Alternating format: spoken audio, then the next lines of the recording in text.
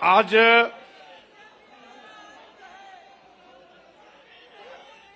Samajwadi party कार्यालय के इस प्रांगण में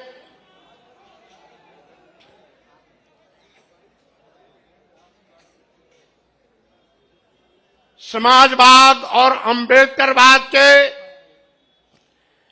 इस समागम अवसर पर समाजवादी पार्टी के राष्ट्रीय अध्यक्ष पूर्व मुख्यमंत्री और आज के बाद भावी मुख्यमंत्री की पारी शुरू करने वाले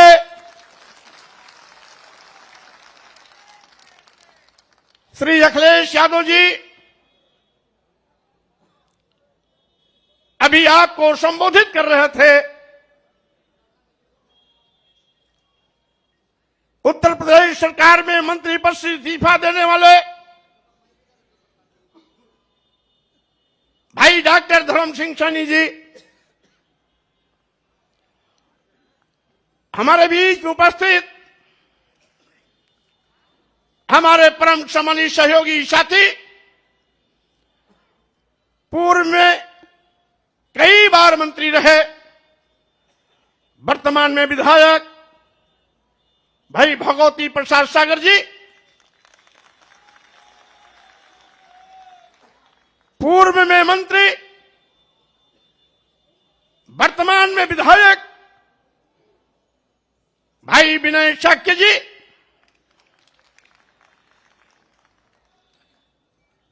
तीन बार विधायक रहने वाले जो अभी विधायक पद से फिर इस्तीफा दिया बहुत ही कर्मठ साथी भाई रोशन लाल वर्मा जी, अभी निषाद समाज से ताल्लुकात रखने वाले डॉक्टर मुकेश वर्मा जी जो विधायक पद से इस्तीफा देकर के आपके साथ खड़े हुए हैं, हमारे प्रजापति समाज से भाई ब्रजेश कुमार प्रजापति विधायक जो तिंदवारी से इस्तीफा देकर आपके बीच आज भारतीय जनता पार्टी को उखाड़ फेंकने का संकल्प लेकर के यहां मौजूद है। हमारे विधायक जो भी इस्तीफा दिए चौधरी अमर सिंह शोहरतगढ़ सिद्धार्थनगर,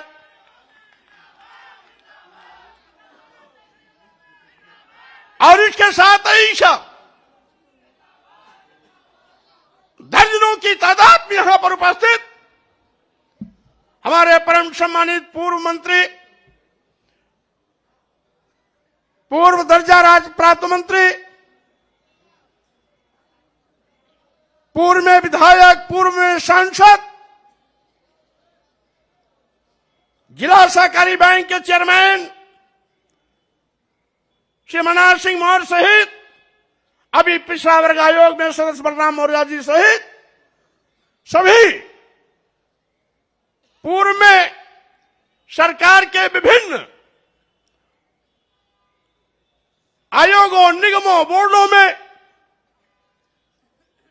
पदाधिकारी रहे, ऐसे सभी महानुभाव साथीगण और कार्यक्रम की संचालन कर रहे समाजवादी पार्टी उत्तर प्रदेश के अध्यक्ष हमारे पुराने साथी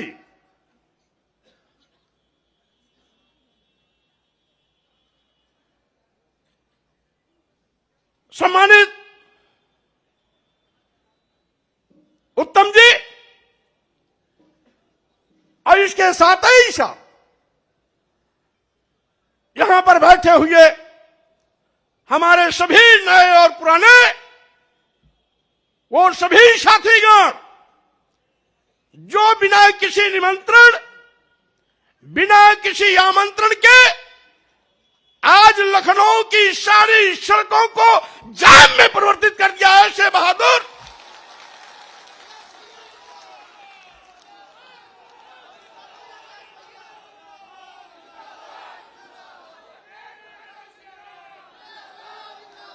ऐसे बहादुर सभी सम्मानित भाइयों बहनों, नौजवान साथियों, मीडिया के हमारे सम्मानित साथियों भाइयों, जैसा कि आप जानते हैं, आज 14 जनवरी मकर संक्रांति भारतीय जनता पार्टी के अंत का इतिहास लिखने जा रहा है।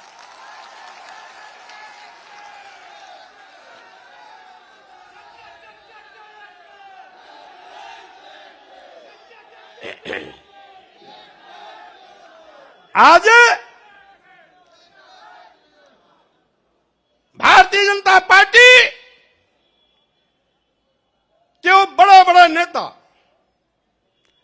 जो कुंभकर्ण नींद सो रहे थे, जिनको कभी विधायकों, सांसदों और मंत्रियों से बात करने का वक्त नहीं मिलता था, हम लोगों के इस्तीफा देने के बाद उनकी नींद हराम हो गई है, नींद ही नहीं आ रही है।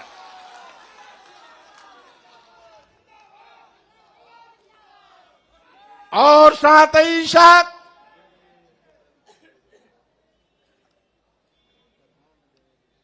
भारतीय जनता पार्टी के कुछ लोग कहते हैं कि 5 साल तक क्यों नहीं इस्तीफा दिया, और साथ ही साथ कुछ बददिमाग लोग ये भी कहते हैं कि बेटे की चक्कर में भाजपा छोड़ा। मैं ऐसे लोगों से कहना चाहता हूं, भारतीय जनता पार्टी के लोगों ने इस देश के गरीबों, मजलूमों, दलितों, पिछड़ों, अल्पसंख्यकों के आंख में धूल झोंककर सत्ता हथियाई थी। कौन नहीं जानता, ये भारतीय जनता पार्टी केशव प्रसाद मौर्य और स्वामी प्रसाद मौर्य का नाम उछालकर पिछड़ों के बलबूते पर सरकार बनाई थी। चर्चा किया था मुख्यमंत्री होंगे या तो केशव प्रसाद मौर्य या तो स्वामी प्रसाद मौर्य। पहले गाजीपुर से स्काई लैब उतारने की कोशिश की गई। स्काई लैब यहां आते आते बीच में ही ब्लास्ट हो गया। दूसरा स्काई लैब गोरखपुर से लाकर के मुख्यमंत्री की कुर्सी पर बैठा दिया और पिछड़े वर्गों की आंख में धूल झोंकने का काम किया।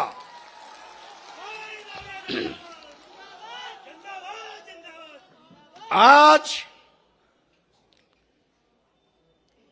सरकार बनावे दलित और पिछड़े, और मलाई खामे वो लोग अगड़े 5% लोग। मैं कहना चाहता हूं, आप कहते हो नारा दे रहे हैं 80 और 20 का, और मैं ये कहता हूं 80-20 नहीं, अब तो होगा 15 और 85 का। 85 तो हमारा है, 15 में भी बंटवारा है।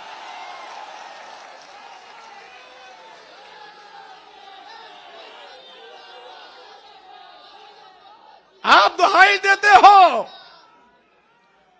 उत्तर प्रदेश की सरकार को, मैं चेतावनी देता हूं। आप कहते हो हम हिंदू कार्ड पर चुनाव जीतेंगे।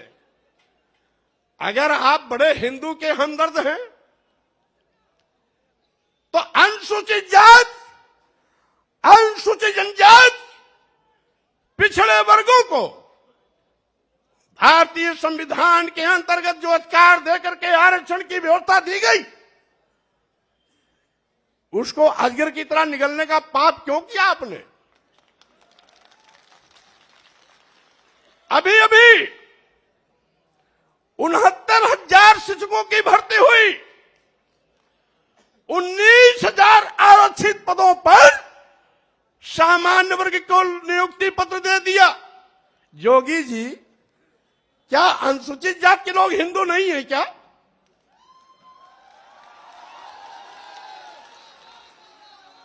क्या अनुसूचित जनजाति के लोग हिंदू नहीं है क्या? क्या 54% वाला पिछड़ा वर्ग हिंदू नहीं है क्या? और अगर 23% वाले अनुसूचित जाति और जनजाति के लोग हिंदू हैं, 54% वाले पिछड़े वर्ग के लोग हिंदू हैं, तो इन 54% और 23% के आरक्षण को आप क्यों निगल गए? क्यों दूसरों को इनका हिस्सा दे दिया? आप बड़े हिंदू के हमदर्द बनते हैं। और यही नहीं, मैं कैबिनेट में था, एक प्रस्ताव आया, बिना एडवर्टाइजमेंट निकाले, बिना आवेदन पत्र मांगे, कैबिनेट में चिकित्सा शिक्षा विभाग का एक प्रस्ताव आया कि चूंकि अनुसूचित जाति, जनजाति और पिछड़े वर्ग के अभ्यर्थी उपलब्ध नहीं हैं, इसलिए इनकी जगह को सामान्य वर्ग से भर दिया जाए। हमने कैबिनेट में करारा विरोध किया। हमारे विरोध पर मुख्यमंत्री ने भी अपनी सहमति जताई। सहमति जताने के बाद भी उस नियुक्ति पर रोक नहीं लगाई। ये हमदर्दी है। और हमने पूछा, क्या आपने एडवर्टाइजमेंट निकाला? नहीं। तो हमने ये कहा, आपने लिखा कैसे? एक बार विज्ञापन निकलता, दोबारा निकलता, तिबारा निकलता, और तीनों बार में जब कोई आवेदन नहीं आते तो इस प्रकार की नोटिंग होती। आपने बिना आवेदन लिए, बिना एडवर्टाइजमेंट निकाले, ये लिख करके सीधे सीधे आपने पिछड़ों और अनुसूचित जाति, अनुसूचित जनजाति के आरक्षण के हिस्से की सीट सामान्य वर्ग को दे दिया। यही नहीं, अब तो सरकारी संस्थान भी निजी क्षेत्रों में दे रहे हैं, क्योंकि न रहेगी बांस न बजेगी बांसुरी। यानी जब सरकारी संस्थान निजी क्षेत्र में चले जाएंगे तो आरक्षण देने की जगह ही नहीं रहेगी। आरक्षण अपने आप खत्म हो जाएगा, क्योंकि निजी क्षेत्रों में आरक्षण वैसे भी नहीं होता। तो जोगी जी, मैं ये कहना चाहता हूं,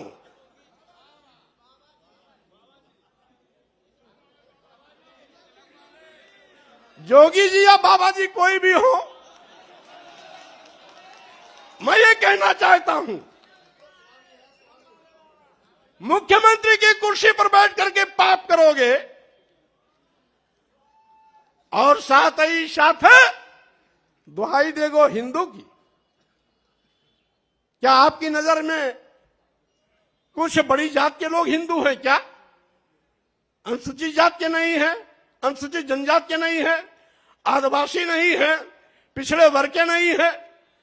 तो वही 10-5% अगर आपके हिंदू हैं तो आपका खटिया खड़ी बिस्तरा गोल होना तय है।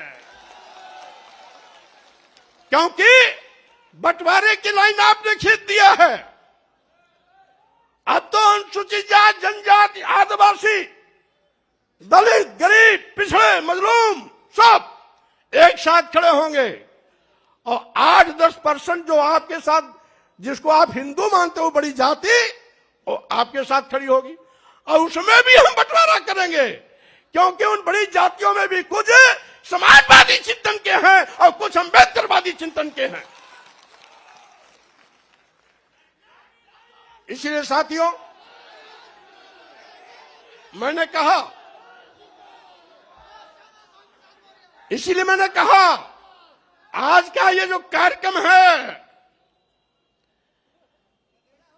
अभी तक तो ये समाजवादी विचारकों का जमावड़ा था, अब ये समाजवादी के साथ साथ लोहियावादी के साथ साथ अंबेडकरवादी विचारधारा का भी जमावड़ा का संगम हो गया। और इसीलिए हम ये भी कहना चाहते,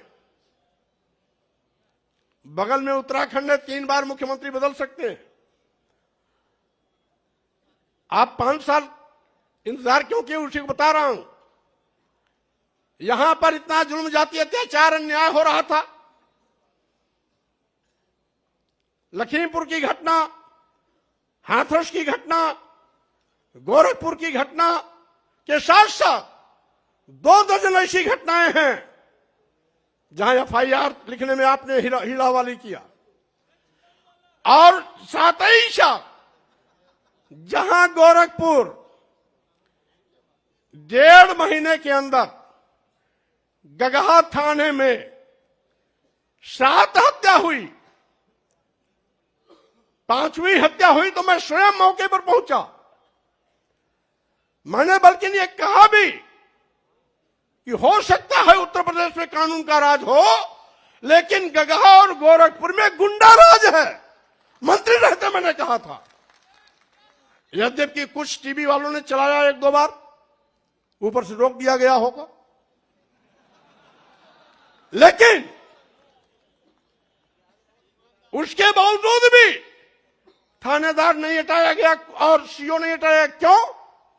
क्योंकि वो जोगी बाबा की बिरादरी वाला था। और मेरे लौटने के बाद जब 2 हत्या और हो गई, यानी 7 हत्या पूरा हो गया, तब जाकर के यशो हटाया गया और सीओ हटाया गया। गगहा, गोरखपुर, गगहा बाजार भी है, गगहा थाना भी है, गोरखपुर से 25-30 किलोमीटर आजमगढ़ रोड पर है। यानी 2 मौर्य मारे गए थे, 2 ब्राह्मण मारे गए थे, 2 बनिया मारे गए थे और 1 अज्ञात महिला की लाश मिली थी। ये 7 हत्याएं, 2 मौर्य, 2 ब्राह्मण और 2 बनिया, और 1 अज्ञात महिला की लाश। ये 1 महीना 5-6 दिन के अंदर की सारी घटनाएं, और कहते हैं कानून राज है। और साथ ही साथ मैंने सोचा था कि 14 साल वनवास झेलने के बाद भारतीय जनता पार्टी को सत्ता में आने का मौका मिला है, अकल ठिकाने हो गया होगा, गरीबों, दलितों, पिछड़ों के लिए काम करेगी। लेकिन फिर वही कि जिन दलितों, पिछड़ों, गरीबों के वोट पर भारतीय जनता पार्टी ने पूर्ण प्रचंड बहुमत की सरकार बनाई। सरकार बनाने के बाद एक एक करके उन्हीं को दफनाने की कोशिश करने लगी। लेकिन भारतीय जनता पार्टी के नेताओं से मैं कह देना चाहता हूं,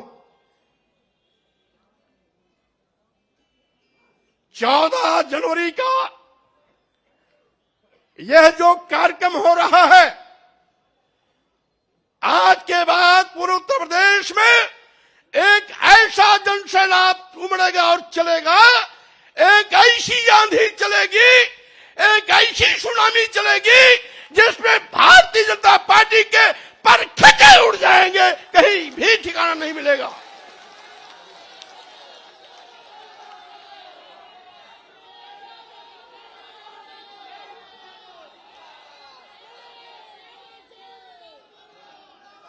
और साथ ही साथ मैं ये भी कहना चाहता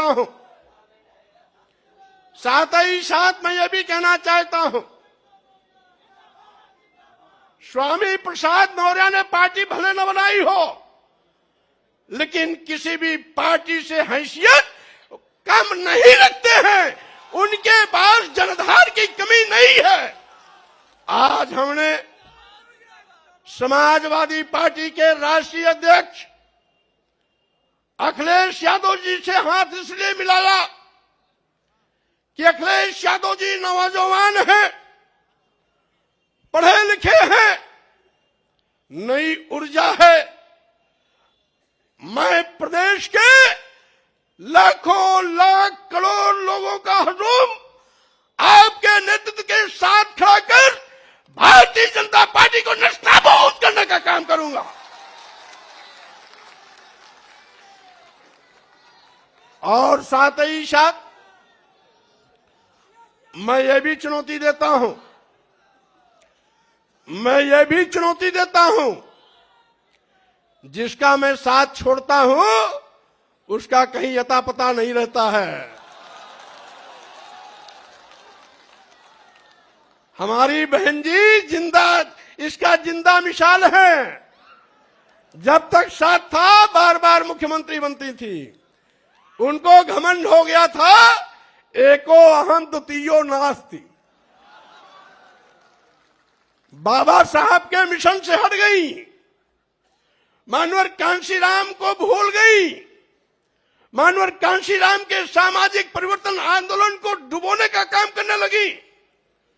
मानवर कांशीराम जी के आंख मूंदते ही मानवर कांशीराम जी का नारा बदल दिया था। जो मानवर कांशीराम जी ने नारा दिया था, जिसकी जितनी संख्या भारी उसकी उतनी भागीदारी। बहन मायावती जी, मानवर कांशीराम के इस नारे को बदलकर दूसरा नारा इजाद किया कि जिसकी जितनी तैयारी उसकी उतनी भागीदारी। का मतलब थैली वालों के पीछे खड़ी हो गई। मैंने विरोध किया, नहीं मानी, साथ छोड़ दिया। आज कहीं अता पता दिखाई नहीं पड़ता उनका।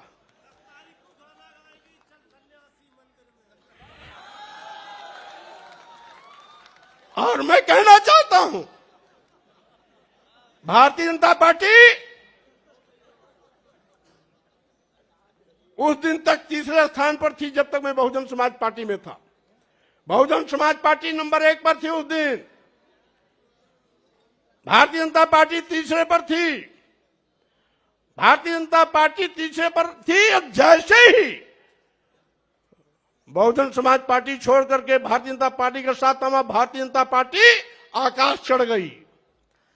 अब भारतीय जनता पार्टी के लोगों को मैं फिर कहना चाहता हूं, आपके बुरे दिन आ गए। और साथ ही साथ अब मैंने आपका साथ छोड़ा, मेरे बाद साथ छोड़ने वालों का एक लंबा कतार चल रहा है। आज के बाद भी ये इस्तीफा देने का सिलसिला चलता रहेगा। और साथ ही साथ 2022 के विधानसभा चुनाव में जब 10 तारीख को परिणाम आएगा, तो 2017 के पहले जो भारतीय जनता पार्टी का आंकड़ा था 42 विधायक और 45 विधायक का, मैं दावे के साथ कहना चाहता हूं, इन नौजवानों की कुबत के बिना पर आपको फिर पुराने आंकड़े दहाई पर लाके खड़ा करने का काम करूंगा।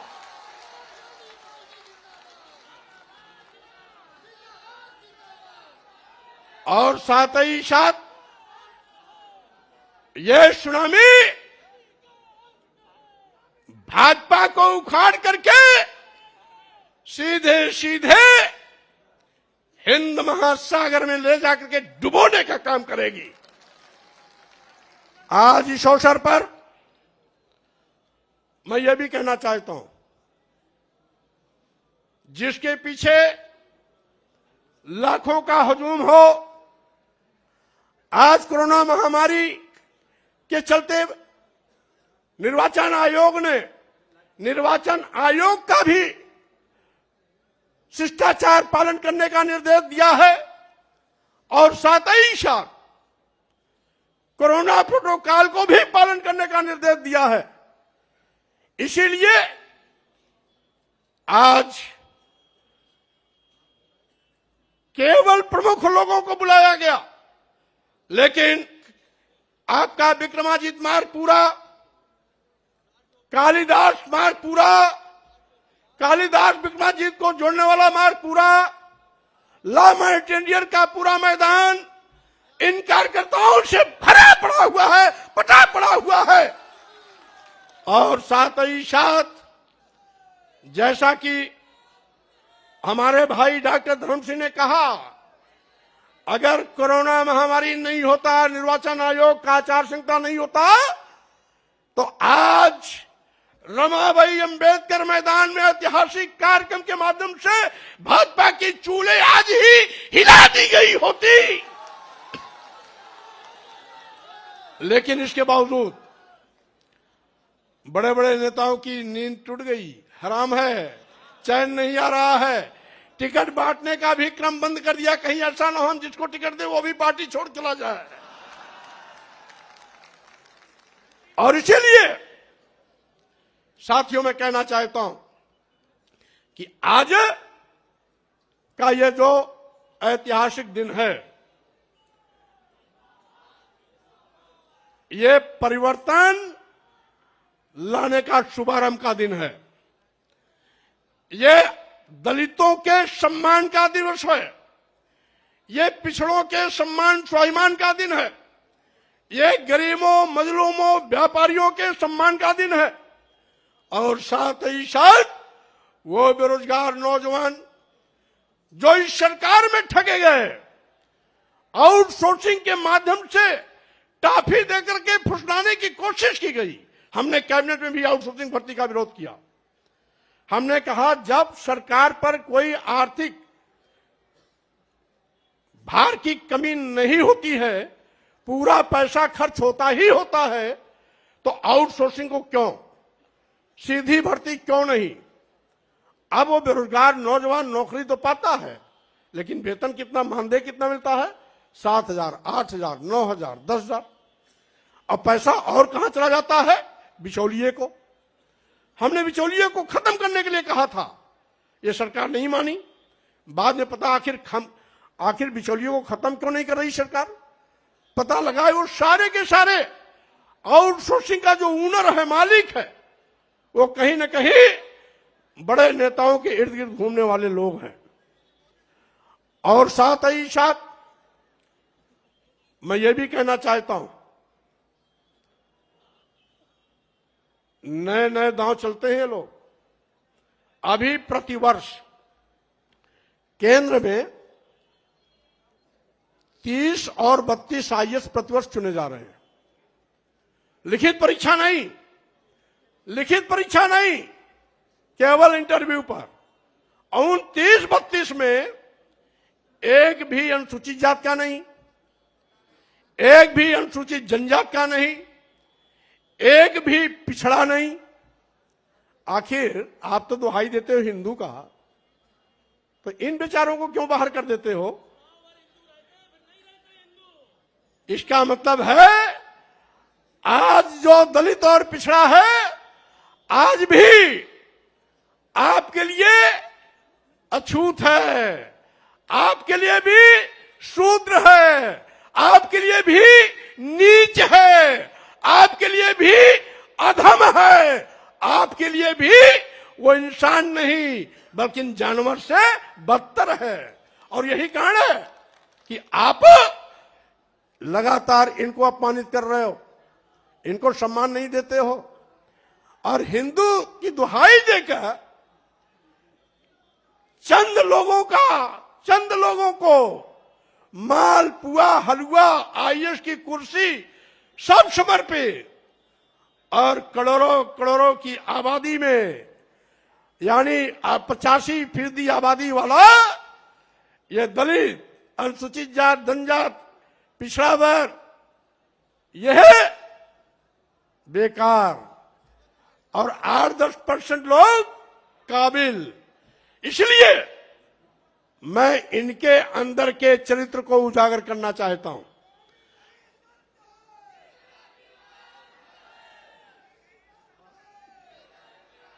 और साथियों, हमारे मीडिया के साथी भी कभी कभी कहते हैं कि मौर्य जी इतना विलंब क्यों किया। अरे भाई, 5 साल के लिए जनादेश मिलता है और 5 साल तो इंतजार करना ही पड़ेगा। अब जब 2022 के नए जनादेश की बारी आई है तब मैंने ताल ठोका है और ताल ही नहीं ठोका है, यह मैदान श्री मुलायम सिंह यादव का है।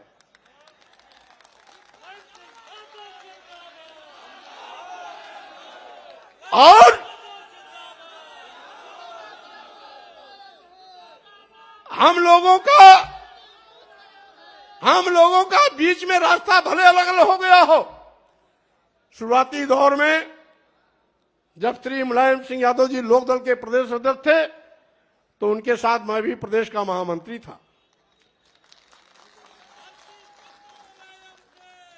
मैं उनका जो हम अखिलेश जी से पूछेंगे, नेताजी का कौन सा दौर सबसे मशहूर था?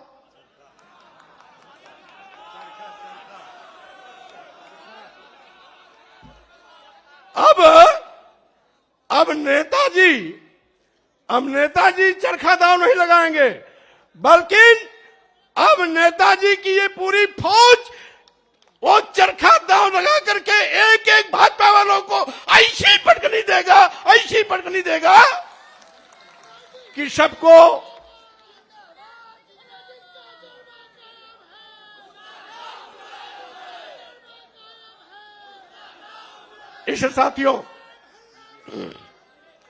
इस साथियों मैं आपसे आज ये अपील करने आया हूं कि आज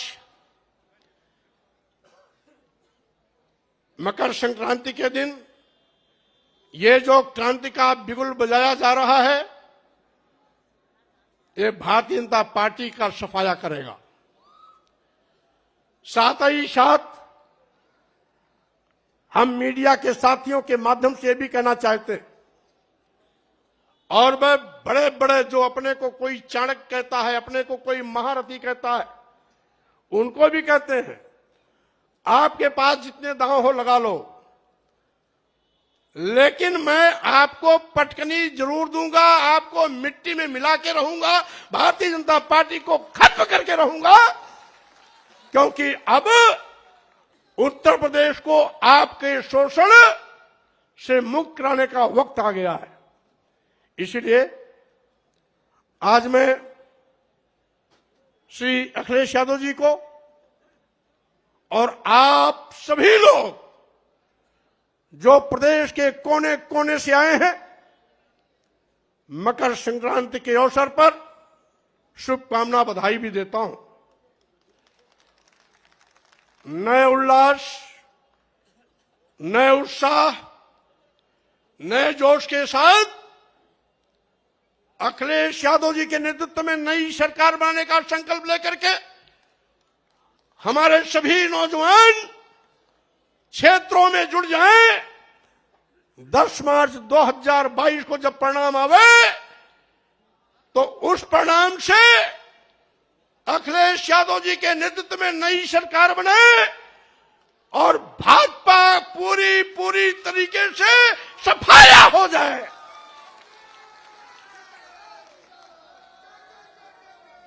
इन्हीं शब्दों के साथ में मैं अपने छोटे लघु मध्यम व्यापारियों से भी कहना चाहता हूं, आप जिस भारतीय जनता पार्टी को अपना मान करके आंख मूंद करके झूम करके वोट देते थे, उसी भारतीय जनता पार्टी की गलत नीतियों के शिकार होकर आज पूरे प्रदेश का व्यापारी चौराहे पर खड़ा हो गया है, बेचारा हो गया है, लाचारी हालत में हो गया है। इसलिए व्यापारियों से भी हम इस संग्राम में जुड़ने के लिए अपील करते हैं। इन्हीं शब्दों के साथ हम आए हुए सभी नौजवानों, भाइयों, साथियों को बहुत धन्यवाद देते हैं और साथ ही साथ राष्ट्रीय अध्यक्ष श्री अखिलेश यादव जी के नेतृत्व में भाजपा सरकार को उखाड़ फेंकने का संकल्प लेकर इस अभियान को आगे भी गति देते रहेंगे। इन्हीं शब्दों के साथ आप सबको बहुत बहुत धन्यवाद, बहुत बहुत बधाई, बहुत बहुत शुभकामनाएं।